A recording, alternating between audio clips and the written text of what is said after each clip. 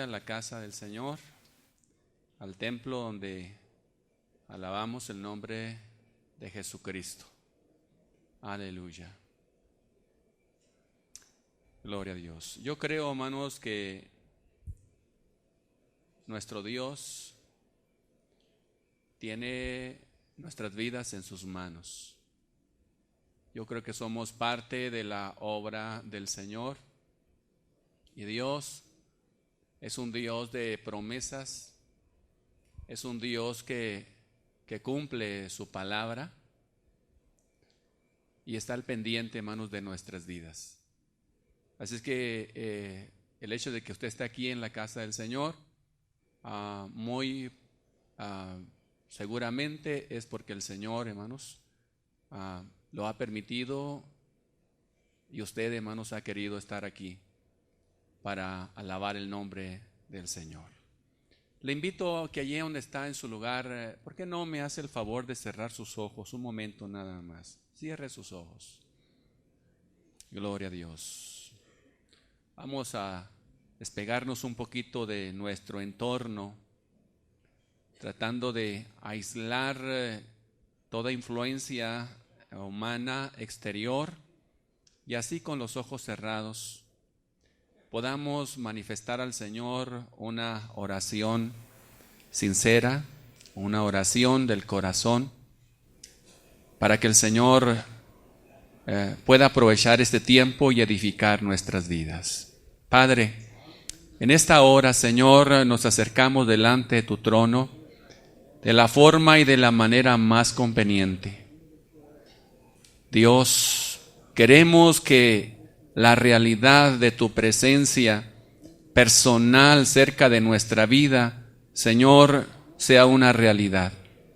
Por eso, con este sencillo acto, Señor, de cerrar nuestros ojos, pero a la vez abrir nuestro corazón, invocando estas palabras sencillas, pero sinceras y genuinas,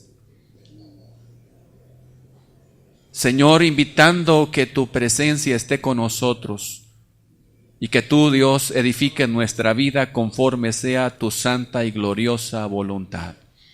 En tus manos nos ponemos, Señor. Creo que tú tienes planes para mi vida y el hecho de que esté aquí yo en tu casa facilita que esos planes se puedan realizar, se puedan llevar a cabo.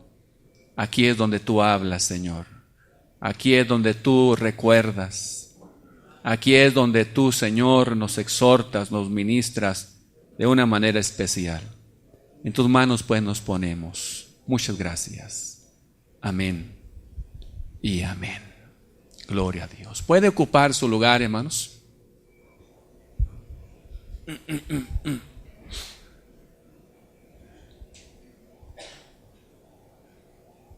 Gloria a Dios. El pueblo de Israel en su vida pasó por diferentes circunstancias. Hubo muchos momentos que ellos vivieron en los cuales manifestaron una actitud adecuada y fueron obedientes al Señor, manifestaron obediencia al Señor, y el Señor se vio agradado por la actitud del pueblo de Israel. Pero también pasó por otras circunstancias totalmente diferentes, completamente diferentes, en los cuales el pueblo se encontraba en una actitud de resistir la presencia de Dios, de ignorar los preceptos y sus mandamientos, de olvidar las indicaciones que había recibido del Señor. Y obviamente en estas circunstancias, para el Señor pues no le resultaba agradable. Pero lo interesante es que Dios no abandona al pueblo con un afán de cumplir con su palabra y su promesa. Sigue haciendo llamados al pueblo de diferentes maneras, de diferentes formas.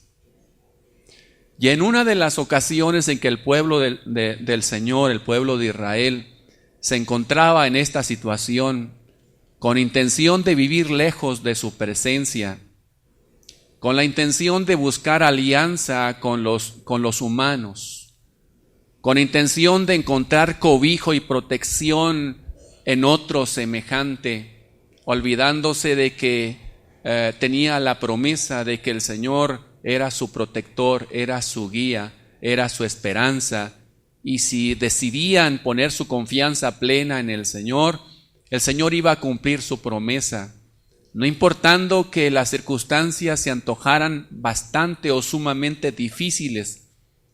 El Señor había prometido: aunque pases por las aguas, no te vas a ahogar. Aunque pases por el fuego, no te vas a quemar.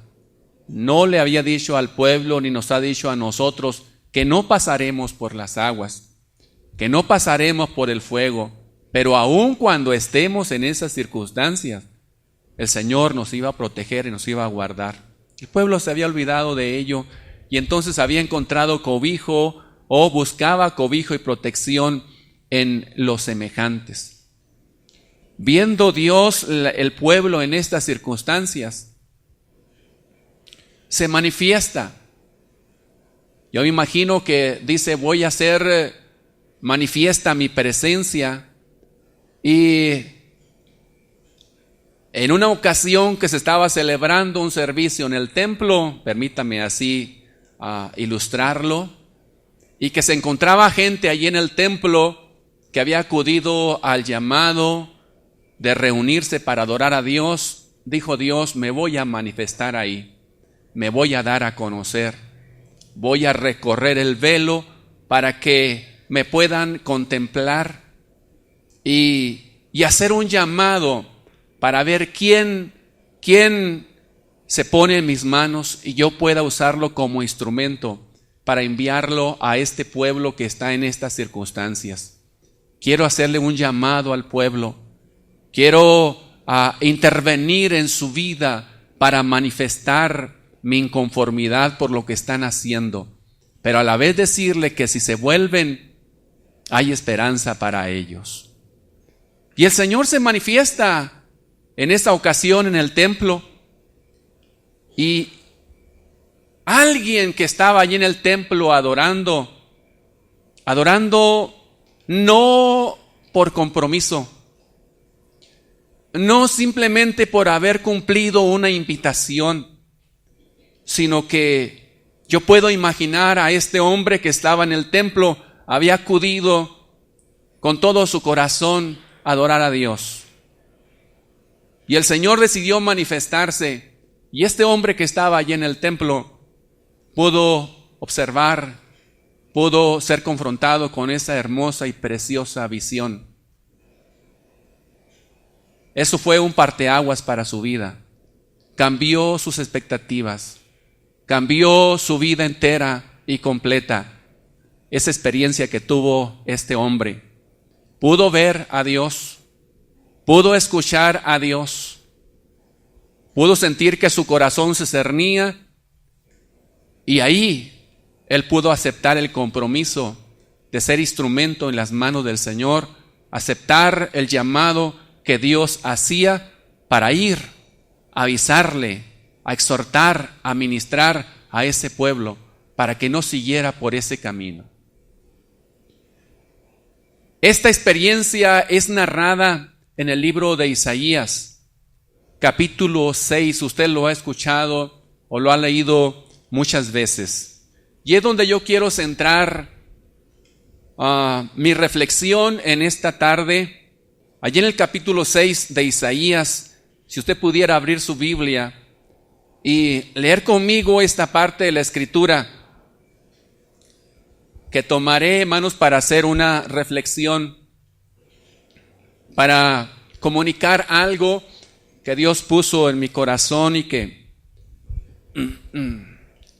pues hemos dicho siempre que aquel que ministra es el primero que debe ser confrontado con lo que va a decir. Capítulo 6 de Isaías. En el año que murió el rey Uzías, vi yo al Señor sentado sobre un trono alto y sublime, y sus baldas llenaban el templo. Por encima de él había serafines, Cada uno tenía 6 alas, con 2 cubrían su rostro, con 2 cubrían sus pies, y con 2 volaban. Y el uno al otro daba voces diciendo: Santo, Santo, Santo, Jehová de los ejércitos. Toda la tierra está llena de su gloria. Y los quiciales de las puertas se estremecieron con la voz del que clamaba, y la casa se llenó de humo. Entonces dije: ay de mí que soy muerto, porque siendo hombre inmundo de labios y habitando en medio del pueblo que tiene labios inmundos, han visto mis ojos al Rey Jehová de los ejércitos. Y voló hacia mí uno de los serafines, teniendo en su mano un carbón encendido, tomado del altar con unas tenazas, y tocando con él sobre mi boca, dijo: he aquí que esto tocó tus labios, y es quitada tu culpa, y limpio tu pecado. Después oí la voz del Señor que decía: ¿a quién enviaré? ¿Y quién irá por nosotros? Entonces respondí yo: heme aquí, envíame a mí. Hasta ahí quiero dejar esta lectura. Quiero titular esta reflexión, hermanos, con estas palabras: un llamado exitoso. Un llamado exitoso. Dios, les dije que interesado en guiar a su pueblo y indicarle las barreras para que el pueblo pudiera caminar rectamente, había buscado a alguien que aceptara ese llamado. Y lo importante es que ante esa manifestación de Dios en el templo, había alguien que pudo ver esto. Tenía los ojos, su corazón adecuados para ver esta visión. Y todavía lo más interesante es que hubo una respuesta favorable a ese llamado. Ante la demanda de Dios, ante el dicho de Dios: ¿a quién enviaré y quién irá por nosotros?, hubo una voz que aceptó ese reto, diciendo: heme aquí, Señor, envíame a mí. Un llamado exitoso. ¿Cuántos llamados exitosos pudiéramos narrar? Pero también cuántos llamados no exitosos también pudiéramos contabilizar. ¿Cuántas veces, imagínese usted por un momento, se habrá manifestado Dios aquí en su casa? ¿Cuántas veces habrá decidido el Señor recorrer el velo para que alguien que está en condiciones apropiadas pueda ver lo que otros no ven? Puedan captar lo que los ojos de otros no lo pueden hacer. ¿Cuántas veces en el interés del Señor de que nuestras vidas no se desvíen, no se pierdan, sino que encuentren la realización plena y cumplan el objetivo y el plan de Dios, el Señor no habrá hecho acto de presencia de una manera extraordinaria? No podemos negar que Dios cumple su promesa, que su presencia estará con nosotros todos los días hasta el fin del mundo. Pero hay muchas ocasiones en que Dios hace una intervención extraordinaria, una cuestión más notoria, más manifiesta, y que solamente alguien que está en condiciones puede mirarlo, puede observarlo, y a lo mejor se atreve a contarlo, y los demás posiblemente lo tachen de loco, fuera de sí. Preguntémonos, ¿cuántas veces el Señor lo habrá hecho? ¿Y cuántas de esas veces alguien habrá captado esa visión? ¿Habrá entendido que Dios está haciendo un llamado? ¿Habrá entendido que Dios quiere levantar y quiere usar su vida y la mía con una intención en particular? Yo creo que sin lugar a dudas el Señor lo ha hecho muchas veces. Creo que como congregación o como individuos, como parte integral de la congregación, hemos fracasado muchas veces. Nos hemos desviado de la verdadera intención de Dios. ¿A qué se ha debido eso? ¿Acaso habrá pasado inadvertido delante de Dios? ¿Acaso tomamos al Señor por sorpresa? ¿Acaso el Señor no esperaba esto? No podemos pensar ello, porque el Señor es omnisciente y en su presciencia, sabiendo anticipadamente todas las cosas, advierte dónde está el peligro, pero también tiene la manera de solucionar y de dar una palabra de advertencia para que no se siga por ese camino. Pero el Señor habrá buscado ¿quién? ¿Quién? Creo que en una buena mayoría no habrá encontrado corazones dispuestos. No quiero decir que nadie o nunca. No, yo creo que sí también ha habido quien ha entendido el plan de Dios para su vida en particular y ha tomado un reto en particular para su vida y para su familia. Celebro las cuestiones positivas o los llamados de éxito que han sucedido. Lamento y me pongo triste por las ocasiones en que no hemos interpretado, no hemos visto y no hemos aceptado el reto. Yo creo que Dios, este día, aquí en su templo, en su casa, quiere manifestarse y hacer un llamado particular, hacer un llamado con una intención en particular. Habrá quien vea, habrá quien oiga y habrá quien responda. ¿Quién sabe? Solo Dios lo sabe. Pero teniendo un corazón abierto, creo que Dios puede hacer algo importante con nosotros. Un llamado de éxito sucede, hermanos, cuando el candidato conoce al que hace el llamado. Es el primer punto de dos que quiero compartir con ustedes, hermanos. Para que haya un llamado de éxito, el candidato, si usted quiere ponerse ahí como candidato, yo me pongo como candidato. Los que estamos aquí en el templo somos candidatos. El candidato debe de conocer al que hace el llamado. Debe de ver, debe de escuchar, debe de interpretar quién es el que está haciendo el llamado. Si no entiende quién es el que está haciendo el llamado, difícilmente va a responder favorablemente o exitosamente. Debe de conocer realmente quién es el que está haciendo el llamado. Y aquí Isaías, como el Señor se reveló en los rasgos y características que aquí se describen y que nosotros acabamos de leer, la intención de Dios era que Isaías y quien estuviera ahí, pero en este caso el que respondió favorablemente, Isaías viera algunos rasgos, características básicas de aquel que hacía el llamado.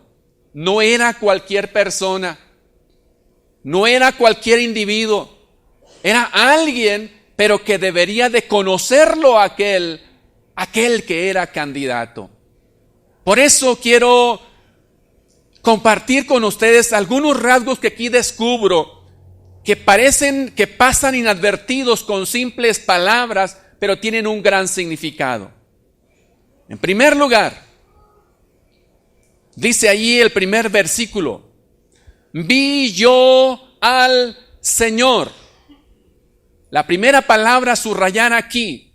El candidato entendió que el que estaba haciendo el llamado no era cualquier persona. ¿Era quién? Era el Señor. Señor. La palabra Señor aquí es traducida de una palabra hebrea.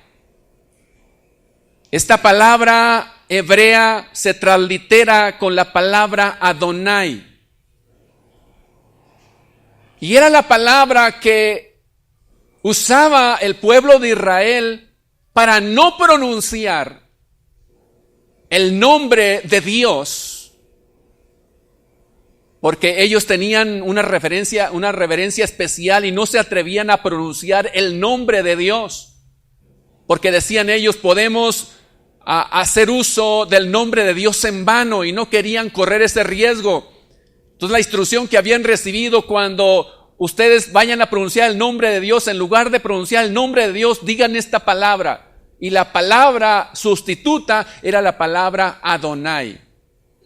Por lo tanto, ellos con decir esta palabra Señor, ellos estaban diciendo Adonai. Y Adonai significa mi Señor. Y hay una connotación todavía más fuerte que dice mi amo. O sea, Él es mi amo. Estoy reconociendo que Él tiene toda facultad sobre mí. Es mi amo, es mi dueño. Él puede hacer conmigo lo que quiera. Estoy a su disposición. La palabra Señor, aquí debemos de subrayarla. Y así empieza, hermano. Dice, yo vi a quién, al Señor, al Adonai. Lo identificó de esa manera. Tenía la vista clara. No era confuso lo que él estaba viendo. Lo identificó con mucha claridad. Señor, es mi Señor, es mi amo, es dueño de mi vida. Él puede hacer conmigo lo que quiera. Vi al Señor, dice allí. Así empieza esta cuestión. Vi al Señor. Y luego dice ahí enseguida, sentado sobre un trono. Sentado sobre un trono. La palabra trono es el asiento oficial de un soberano, de un gobernante, y simboliza autoridad. Así en ese contexto se usa la palabra trono. Asiento oficial de un soberano, de un gobernante, y simboliza autoridad. Y cuando dice que estaba sentado en el trono, entonces está indicando que tenía plena autoridad, una autoridad lícita. Porque al decir que estaba sentado en el trono, es que estaba autorizado para ejercer el dominio y la soberanía. Estaba en el trono, estaba sentado en el trono, claramente identificado como aquel que tenía todo el derecho, toda la autoridad de ejercerla como él quisiera. Estaba sentado en su trono, es el soberano. Nadie puede debatirle. Él tiene la primera y la última palabra. Estaba sentado en el trono. El amo, el Señor, estaba sentado en el trono. Un rasgo más. Así lo vio Isaías. Así lo vio. Eran detalles que van ubicando la imagen correcta de aquel que hace el llamado. Él pudo identificar estos rasgos de tal manera que los escribió de esta forma. Sigue hablando ahí que este trono no se encontraba en cualquier lugar, ni tenía características a cualquiera. Dice allí en ese mismo versículo, un trono alto y sublime. Otras dos palabras que arrojan información suficiente. Alto y sublime. No tengo que informarles mucho para que se entienda la palabra alto. Pero la palabra alto, hermanos, nos da una dimensión, y que esa dimensión no pasa inadvertida. Cuando vemos a alguien alto, hermanos, es notorio. De Saúl se decía que era un hombre alto y que de hombros arriba sobrepasaba a cualquiera. De tal manera que había una multitud y fácilmente podían identificar allí a Saúl. Alto. ¿Cómo era este trono? Alto. El que estaba sentado en el trono estaba sentado en un lugar alto, estaba ese trono. Y luego el siguiente rasgo, sublime. Esta es una palabra un poco poética. Cuando vamos, hermanos, a escuchar por ahí algunas poesías, algunos arreglos en verso, es fácil encontrar esta palabra, sublime, una palabra poética.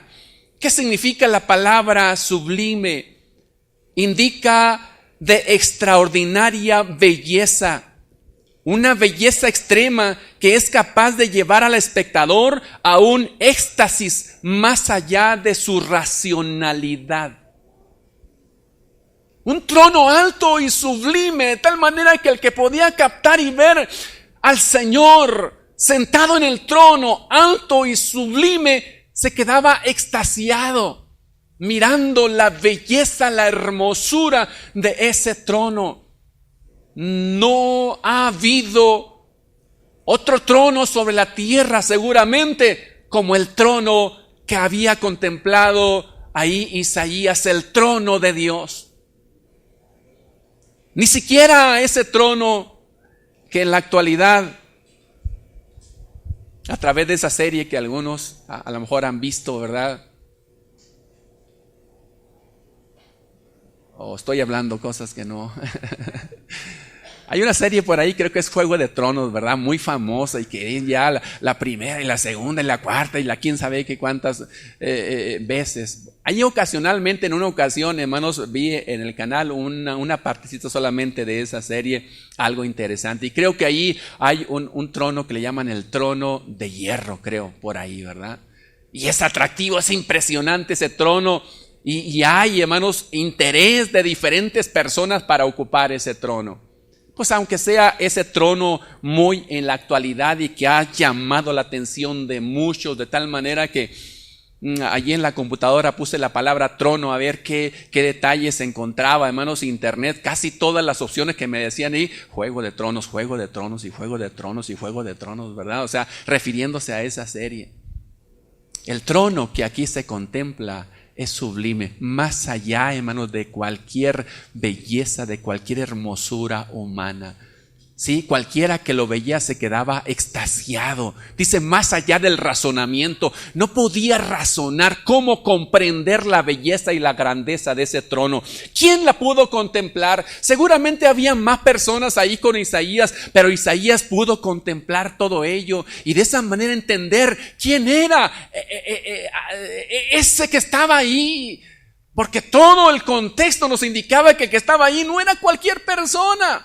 Entonces, para que haya un llamado exitoso, hermanos, tenemos que conocer al que hace el llamado, entender quién es el que hace el llamado. Y por todas estas cuestiones que hemos visto, nos damos, hermanos, por enterados de que no era cualquier persona.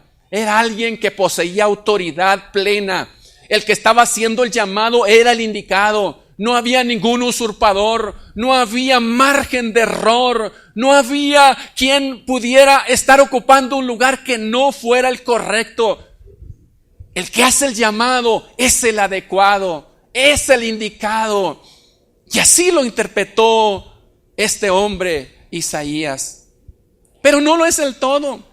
También hay un detalle que pone cuidado un poco de sus ropas o de su vestimenta. Lo que dice aquí este versículo, dice, sus faldas llenaban el templo. Solamente un detalle de su vestidura. La vestidura de los soberanos y de los reyes acumulan muchos detalles para no pasar inadvertidos. Pero aquí Isaías solamente se fijó en un detalle de la vestidura, no desarrolla toda la vestidura, solamente un detalle, las faldas de su vestido. ¿Qué clase de vestido traía? Dice las faldas del vestido de ese que estaba sentado en el trono. Tan solamente sus faldas, dice, llenaban el templo. Solamente sus faldas llenaban el templo. Así lo dice aquí, hermanos. Y sus faldas llenaban el templo.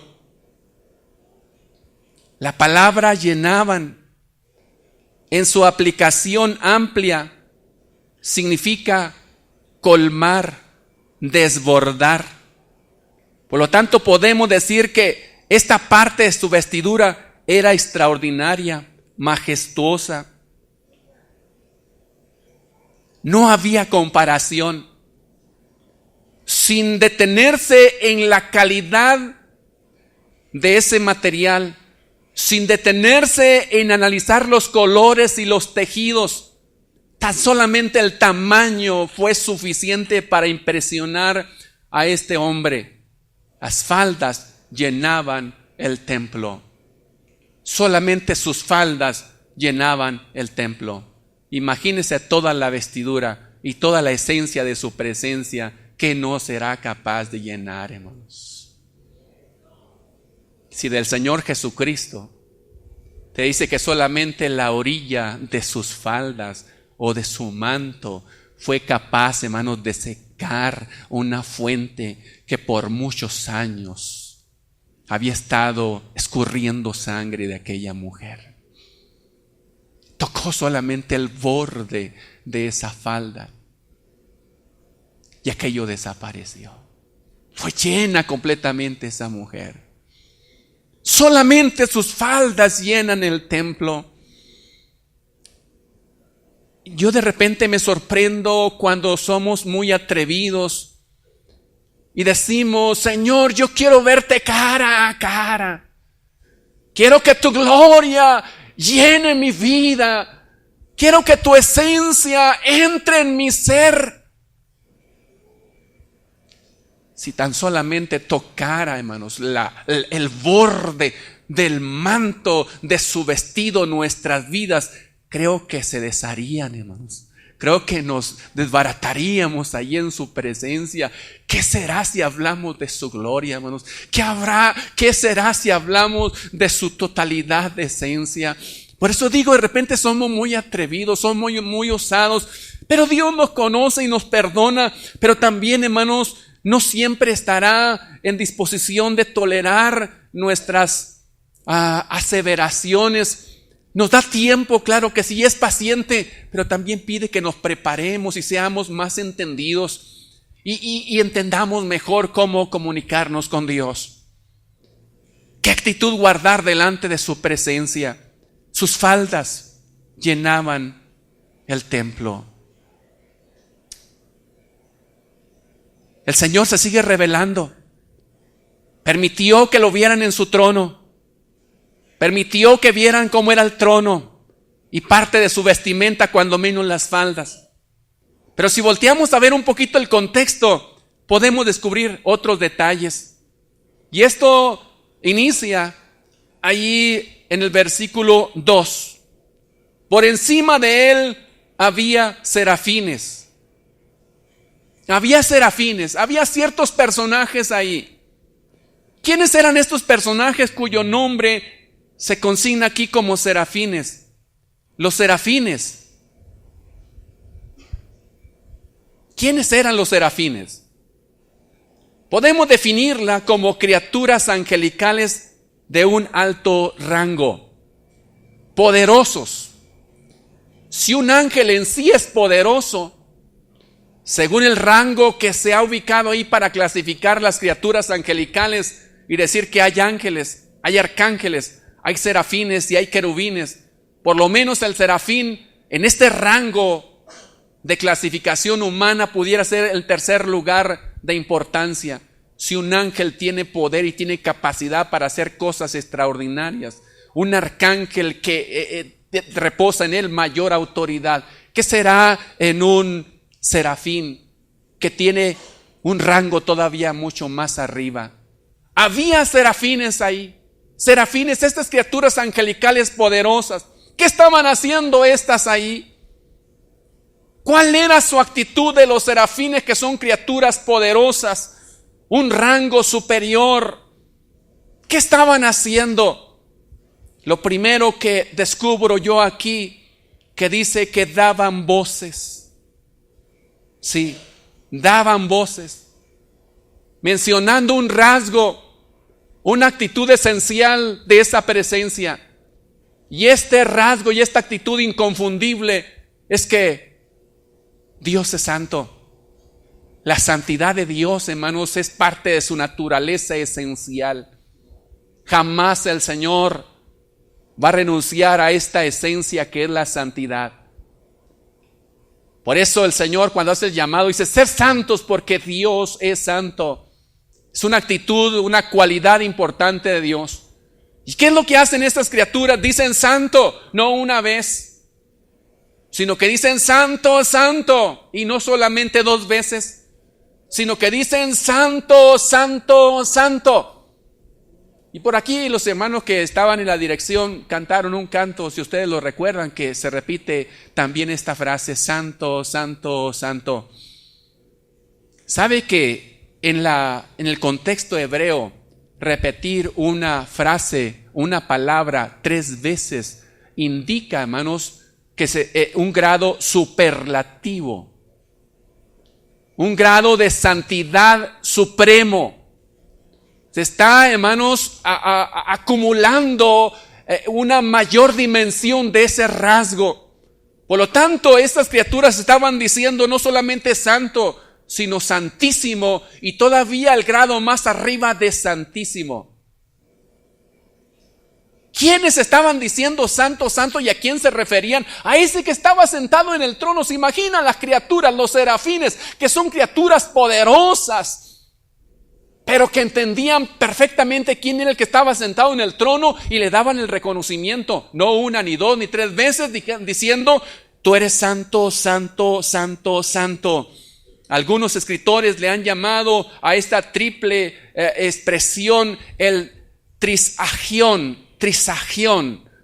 tri de 3 y agión de santidad. El 3 veces decir santo, santo, santo. Así lo han consignado algunos escritores. Pero insisto, esta criatura daba voces, y no voces tenues, no voces escondidas, no en bajo volumen, sino a voz en cuello. Hay versiones que dicen que ellos gritaban: santo, santo, santo.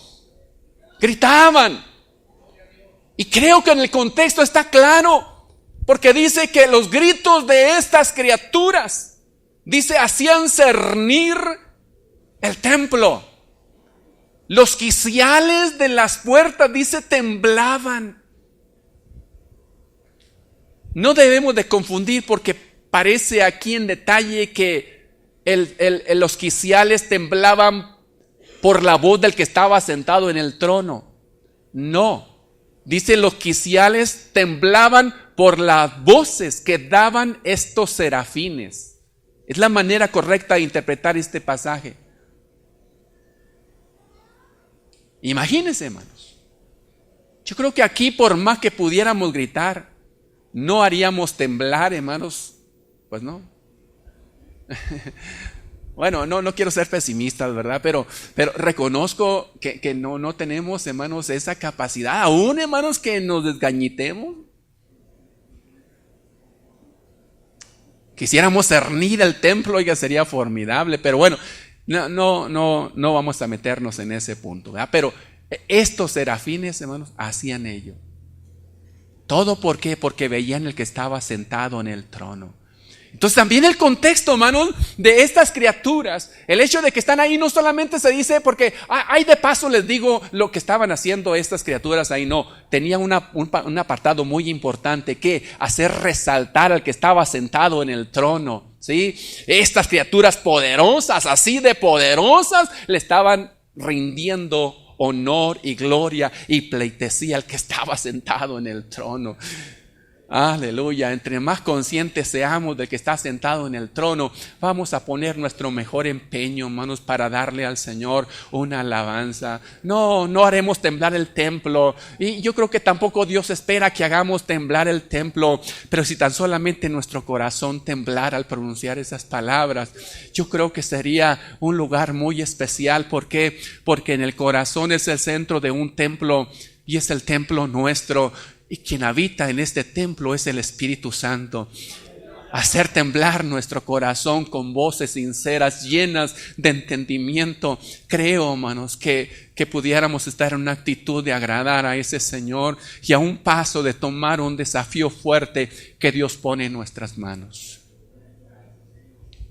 Sí, pero hay otra actitud sublime de estas criaturas. Dice ese versículo que tenían 6 alas, teniendo una capacidad extraordinaria, triplificándose la capacidad de estas criaturas con 6 alas. Pero no usaban las 6 alas para volar, sino que dice ahí, con 2 alas cubrían sus rostros, con otras 2 cubrían sus pies, y solamente usaban lo esencial para poderse sostener en el aire. No podían sostenerse en el aire con una sola ala, tenían que usar 2 alas.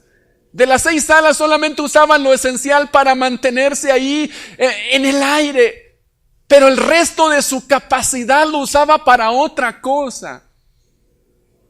Y en primer lugar dice ahí, cubrían sus rostros, considerándose indignos de mirar esa visión del Señor omnipotente, reconociendo que el ver al Señor era algo sublime y extraordinario, y que corrían un riesgo extraordinario si no estaban en condiciones apropiadas de ver el rostro del Señor, de ver esa visión. Aún esas criaturas poderosas muestran esa clase de humildad y de sencillez, diciendo: no soy digno de mirar el que está sentado en el trono.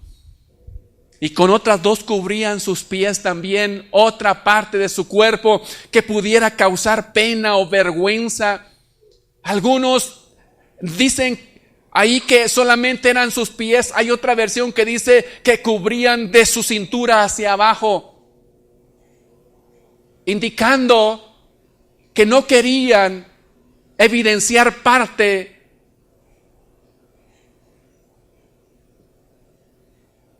de sus genitales. Usted dirá, a lo mejor pondrá en tela de juicio: es que los ángeles son asexuales. Pero no tendrían ninguna cuestión de controversia, porque hay rasgos humanos que se mencionan precisamente de estas criaturas.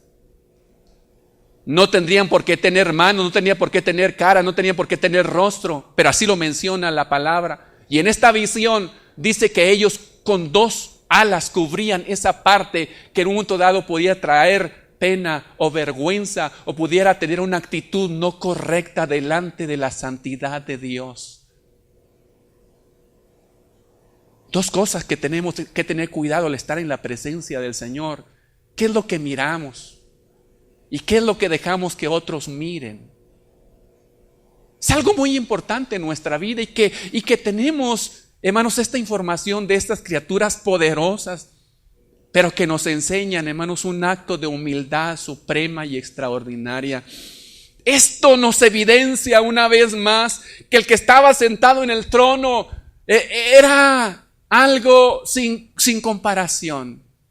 No tenía comparación el que estaba sentado en el trono. E Isaías pudo interpretar todo esto. Pudo conocer entonces, con todos estos detalles, quién era el que estaba sentado allí en el trono. Conocer quién era el que estaba haciendo el llamado. No era cualquier persona. Era el único, el soberano Dios. Y estos detalles nos arrojan información. Sí. Necesitamos entonces, para que haya un llamado exitoso, conocer al que hace el llamado. Número 2. Para que haya un llamado exitoso, necesita el candidato, aparte de conocer a aquel que hace el llamado, necesita conocerse a sí mismo. Claro que sí, conocer al que hace el llamado, pero también conocerse a sí mismo. ¿Dónde quiero apoyarme para decir esto? Dice el versículo 5. Isaías exclama y dice, entre signos de admiración: ¡ay de mí, que soy muerto! Porque siendo hombre inmundo de labios y habitando en medio de pueblo que tiene labios inmundos, han visto mis ojos al Rey Jehová de los ejércitos. El candidato debe conocerse a sí mismo, y lo primero que debe de conocer es que es un hombre pecador. Somos pecadores, hermanos. Somos pecadores. ¿Y sabe dónde más se evidencia ese pecado? En la medida en que nos acerquemos al perfecto. Es cuando más se revela nuestro pecado.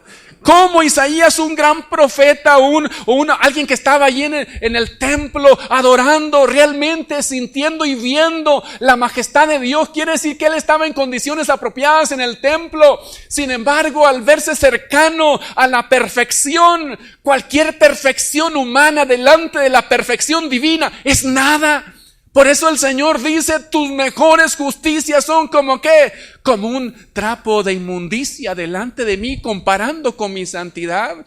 Entonces, ¿por qué en un momento dado, hermanos, nos sentimos superiores? ¿Por qué en un momento dado tomamos aires de grandeza y que nadie puede rebasarnos o nadie puede indicarnos algún defecto en nuestra vida? No, debemos de conocernos a nosotros. Sí, allá está el perfecto, el soberano, pero aquí está el imperfecto, aquí está el hombre, aquí está el pecador, aquí está aquel que falla. Mire, de repente, sí, la palabra del Señor dice que el pueblo del Señor es santo, pero también hay muchas partes de la Sagrada Escritura que dice que aquel que dice que no ha pecado es mentiroso, y hacemos al Señor mentiroso. Yo pudiera decir, como algunos han dicho, la iglesia no es un cuerpo perfecto, no es un grupo de hombres y de mujeres que es perfecto. No somos perfectos, pero ¿sabe qué? Somos un grupo de hombres pecadores, mujeres pecadoras, pero que estamos y queremos ir a la perfección. Eso sí, no nos formamos, no nos quedamos tirados ahí. No decimos, si es que ya el vicio ya me ganó, ya, no puedo. No nos hemos dado por vencido, no nos hemos quedado ahí tirados, nos hemos levantado y aquí estamos luchando, hermanos, porque queremos lograr la perfección. Y si Dios nos encuentra así, hermanos, habremos obtenido la victoria.